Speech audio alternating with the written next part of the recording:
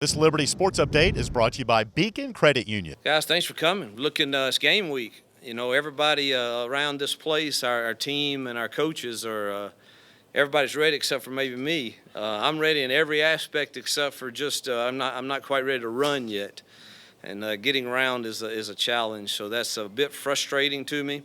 I keep waiting for the muscles to break loose and quit grabbing.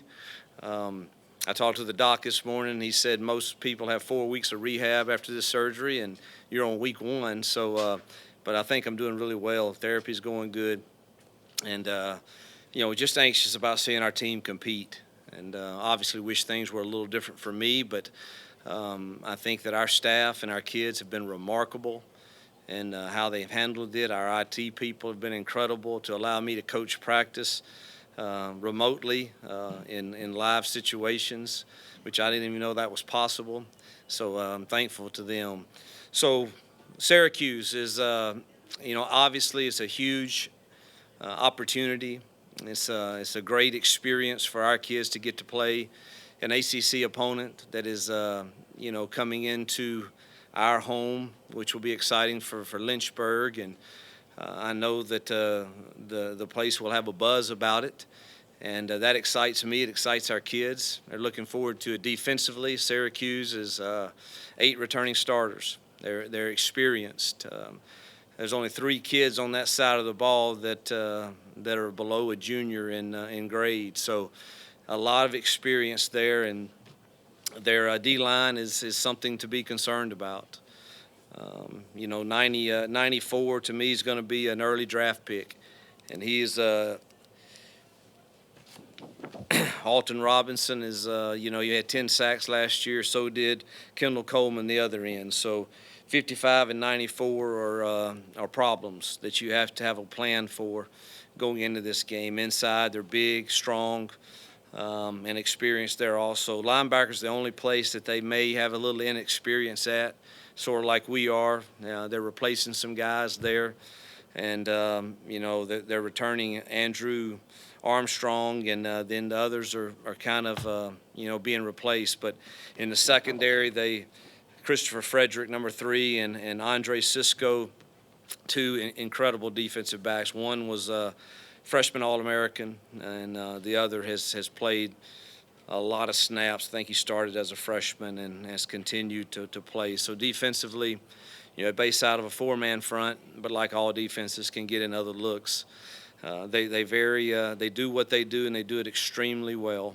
And they're experienced on that side of the ball. Offensively, I'm impressed with their quarterback. Tommy DeVito, he didn't play in a lot of games, but I think he is an extremely accurate passer. And athletic enough to run when he needs to. Their running backs, 2, I think they have 3 that could play, but 2 are Mo Neal has a chance to break the Syracuse rushing record. So that he's had a lot of carries to do that, and then they have the transfer from Oklahoma, Abdul Adams, that as much film as we could find on him. I think he's a highly recruited kid out of high school. So I think he will be in the mix for them also. Wide receiver-wise, Sean Riley is an athletic guy that you better know where he is. They use him in all kind of ways to get him reverses, screens, anything they can to get him. He's very elusive with the football. He's also a danger in their return game, both kickoff and punt return game. Treshawn Jackson is a transfer from Michigan State, who they're very high on if you read the reports. He's a 6'1" receiver that will play outside. And then Taj Harris, caught a lot of balls last year for them as a freshman. So their receiver core is very, very experienced. Offensive line is kind of like their linebackers. That's the 2 areas that if you not saying they won't be quality, I'm sure they will, but they did lose some people there, and they seem to be shuffling guys around to try to find the right fit. The most experienced guy is Aaron Servals, and he was a starting center last year, and they've moved him to tackle now. It appears in the latest depth chart that we've seen, but we've seen it move before. They move that depth chart quite frequently, so I think they're like us at some of our positions and still searching for exactly what the right combination is. Dino Babers, how can you argue with the job he's done. You know, he went into a place and, you know, obviously I was impressed with him when he was at Bowling Green also. And then he comes into this place and turns it very quickly, competes with the nation's best in Clemson year in, year out. Beat them a couple years ago and had them on the ropes last year. So Dino's kids play extremely hard for him. His tempo on offense is as fast as anyone in the country. That could give us issues, obviously. We're not as deep as we would like to be, but you got to give him credit for what he's built there and continuing to build. And got to spend a little time with him this summer out at the coaches deal in Pebble Beach, and just think he's a quality human being also. So I think, you know, all in all, we're facing a top 20-ish. I don't know what they're ranked, but, you know, in my eyes, they're a top 20 type program going into the season right now. And that is a tall, tall order for our kids, for our coaches, one that we're excited about the opportunity to go and try to compete with. So any questions for me? Coach, to be here at game week, you know, and everything else notwithstanding over the last couple of weeks that you've had to go through personally, but to be back in the rhythm of a game week, I mean, what does that mean to you? You know, it's if I think it would be a lot different if I was healthy and running around. I'd probably have more emotional feelings about it. But you know, right now I want to prepare myself to be the best I can be for our team on Saturday. So some of that gets lost in it, but there's no question. You know, just the thought of Saturday night, you know, coming and being in the fire again of competing in what I think is the greatest game on earth, and in college sports, I think college football is just different.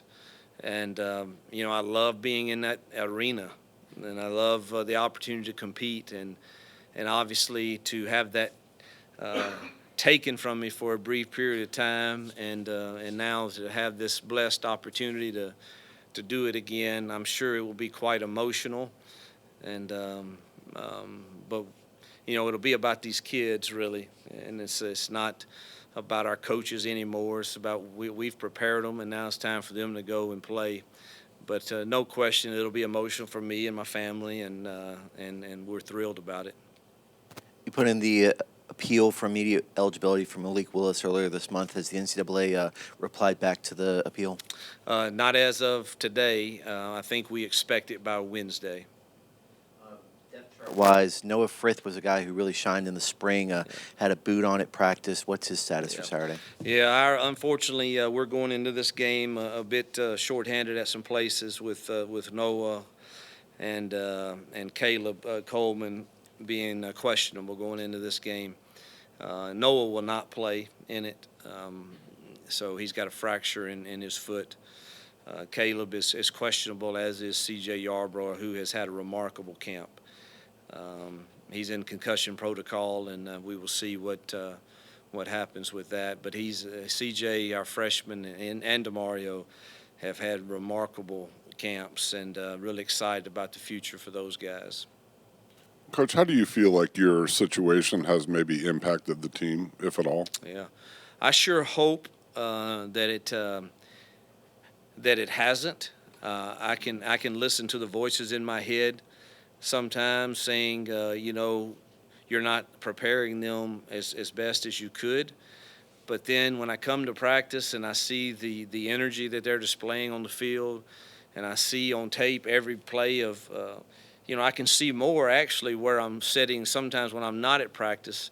So I'm at practice, I'm in a golf cart right now, and then when I'm sitting and watching it from the room, I have every camera angle, and so I see everything that's going on, and man, the energy, the effort is there, and I know defensively I wouldn't be doing a lot anyway. I never have. I hire a defensive staff and I trust them to do their job, and typically my help for defense is third down and tight red zone, because I will quickly know kind of what the offense is trying to do to us on those situations, and then I can try to help them.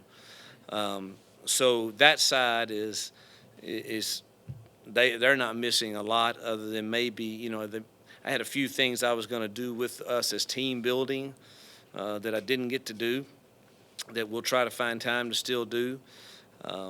Offensively, thankfully, Bruce, RJ, Ben, and Mo have all been with me, and Kent is brilliant and has picked up on everything, and Sam has more answers than any O-line coach I've ever coached with. But I daily meet with those guys. And so if I'm not on the field, I've already met with them, and I know the scripts we're doing, and I know what we're planning on 3rd and 3. We've met every day that I've been back, and we'll again tonight as soon as I get through with all of this. And we'll gather our offensive staff and go through the call sheet, and we're way ahead. We're really, everything I think will be final today, and now we just got to make sure our kids understand it. So I don't think schematically that it's hard for me to say because I haven't been there. If I could drive the mental toughness a little harder or the effort a little more, I can't really speak to that. But Dom is my barometer for that, and he thinks that our kids have really, really been. We got a solid group of kids, and they really, I think they're when we say we're tougher together, they've kind of seen this as an opportunity to be tougher together. So I'm pleased with what I've seen. When will you know where you'll be Saturday? That's we're discussing that. We're discussing all of those now, and we'll come to a conclusion at some point this week, but not sure right now. One of the numbers that jumps out, Steven's been a starter for 3 years, but one of the numbers that jumps out was his interceptions were tripled last year compared. What do you see when you watch film, and how have you addressed that? I don't talk a lot about the negatives anymore with him, and you may be the first one to call him Steven since I've been here. But he, obviously we addressed it in the spring. I kind of explained to him the process of preparing as a quarterback that I thought might be one of the reasons why the touchdown to interception ratio was what it was. In his preparation, I don't think he quite understood really how a quarterback should prepare for whatever reason. And he has a clear understanding of that now. He don't always like some of my comments to him, but particularly early on in the summer, the difference between the ones who don't throw those interceptions and the ones that do is most of the time they have a pretty good idea pre-snap what's going to happen. And they certainly have an idea on this route concept what could go wrong. And, for example, if you're running one of our packages where it's a post dig pivot, well, he's got to know the will linebacker he's the guy that could pick you off here. The other guys are going to be in your vision. That one's the one that's hard to see. And now I think he has an understanding of that. And, we'll see Saturday night. He's done really well in camp. I mean, really well. You'd be amazed if I told you how many picks he's thrown in camp. But 2 in all of camp. And,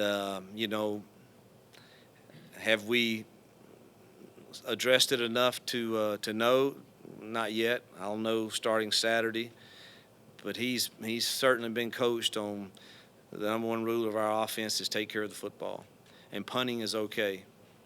Incompletion is okay. It's all right. Don't like sacks and certainly don't like turnovers. And so he's got to have that clock in his head, and when that clock is starting to go off, that ball is either your legs got to start moving or that ball's got to come out. How much have you liked having Willis in the quarterback room during camp, and how much has he pushed Buckshot and Bennett in that room? I don't know. Buckshot, here's one thing about him. You don't have to push him. He truly is a competitive kid, young man. I mean, he really is competitive, and he really can take hard coaching. He wants that. And so I don't think it took anybody coming in that room.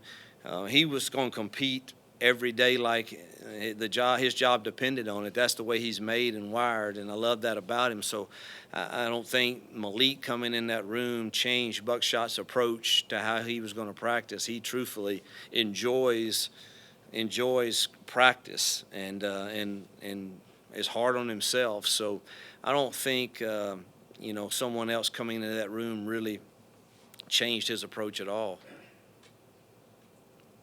You mentioned some of the injuries earlier. What about Isaac Steele? How's he progressing? And give us an update as well on Javon Scruggs and how he's done getting some more reps. Yes,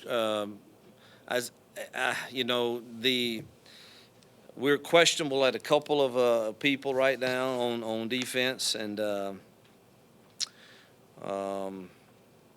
Isaac Steele's one of them. We're hopeful that he can run tomorrow. That's our goal.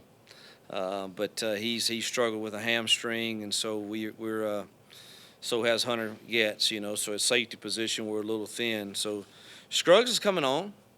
He's coming on, and I think defensive staff is pleased with what they've seen there.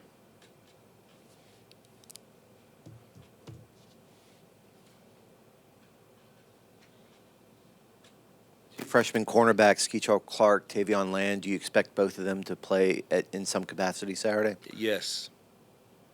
I sure do expect both of them to play.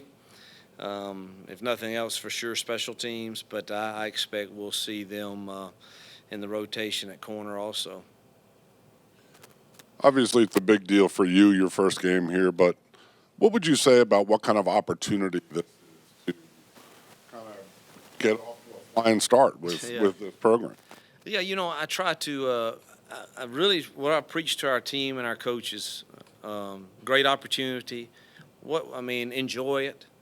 There's no stress, shouldn't be any stress with it. Look, they're a top 20 football team. This is our first full season in FBS, if you will, and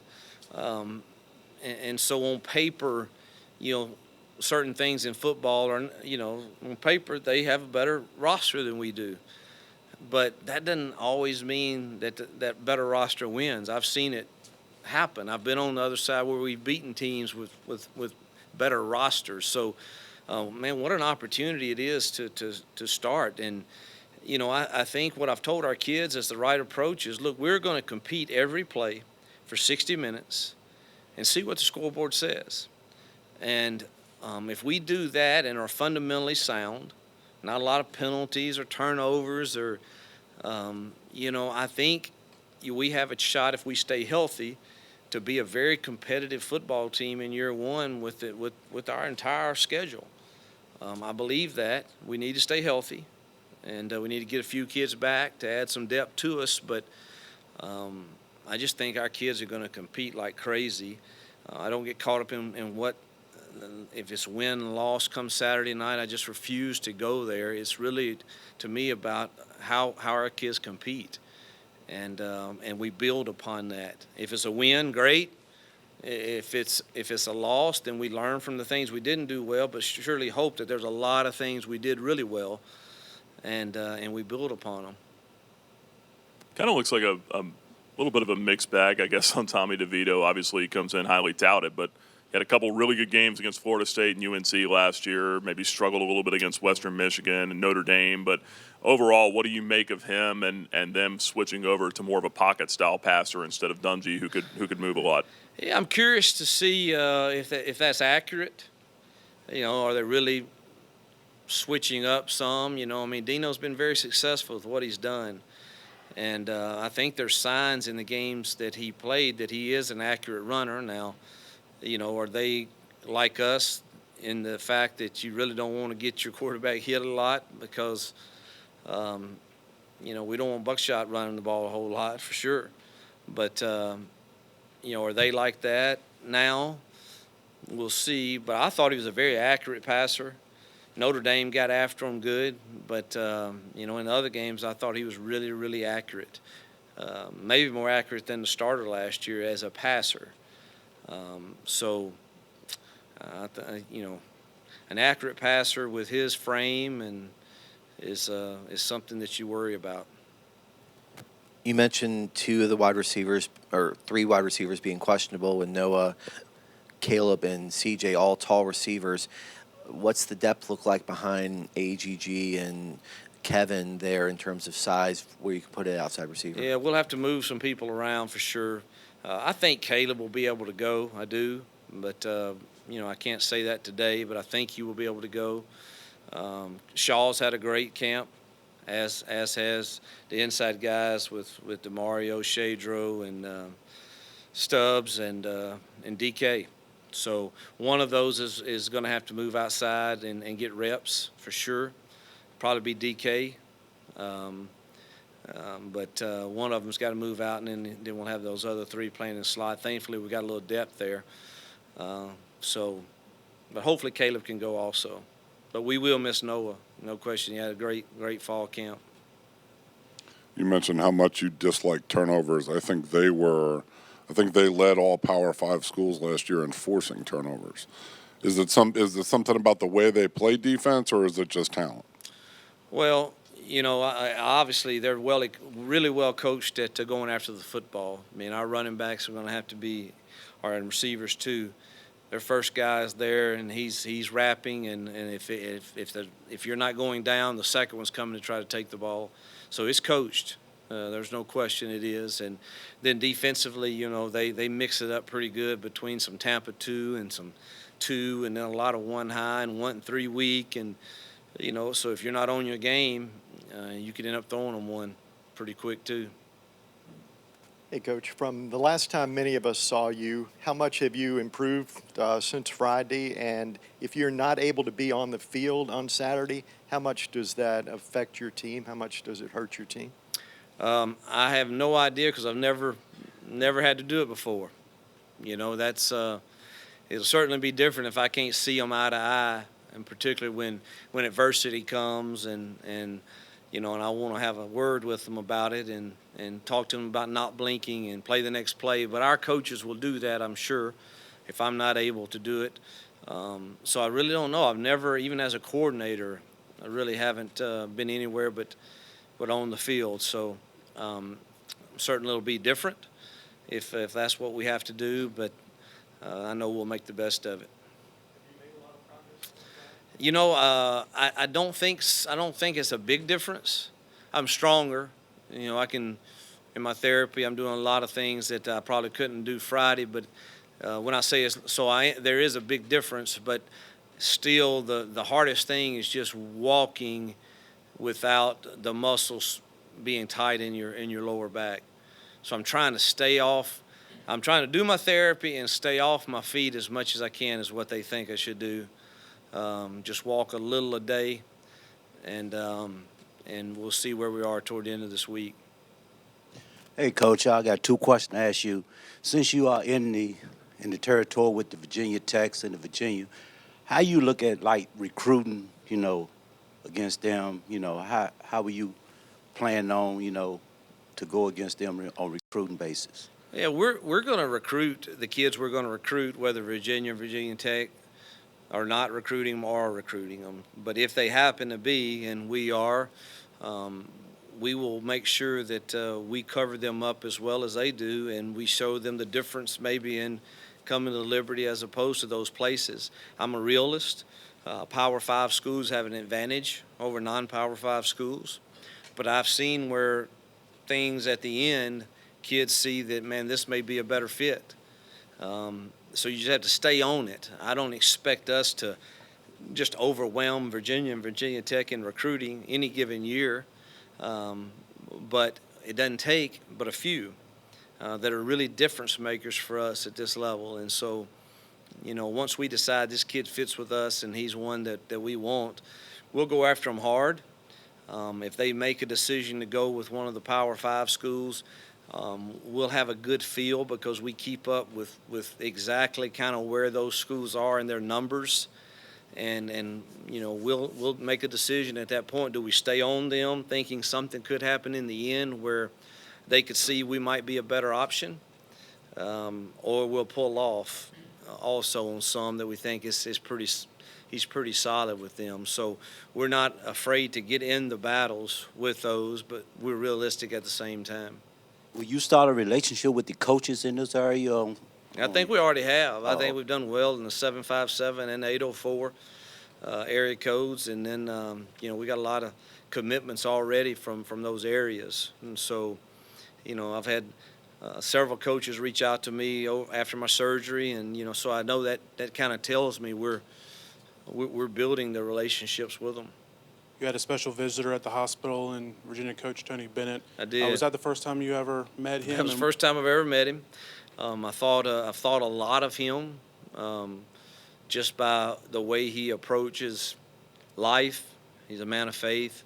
Then obviously getting beat by a 16 seed and what people would consider as failure, and then bouncing back the next year and winning it. I mean, I bet we visited for literally an hour and talked about faith and failure and leadership, and it was just, he's a remarkable man.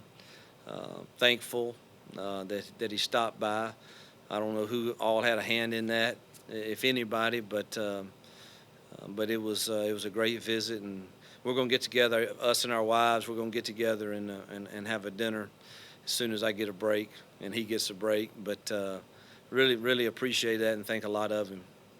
Coach, when you came back to practice as a surprise last Friday, you were telling the team that you've missed them maybe more than any other you've had, and also that you have a gift of getting teams motivated to play in big games. What have you done to motivate them to get ready for this game, and why do you think that they'll be successful? Well, I think I've had some really good teams that I've been very close with. I think the fact that I set out for a brief period of time and now have the opportunity to come back, and then it gets kind of rattled with my surgery. I think that's probably one of the reasons that I missed them. It feels like I missed them more than any other team, but I've never really been away from the other teams like this. But I miss being with them every day, and pouring into them, into their life, into their situations, into their confidence. So, in preparing them to be confident, I think it'll really pick up for me this week. They're off days today. And then tomorrow I will be down and have a conversation with them in regards to who we are, and I'll do that every day this week. And I think that we've started that in spring, really, though. Just our approach to, man, we're ready to compete. Let's go get ready, whoever it is. But I will spend some time with them this week trying to motivate them.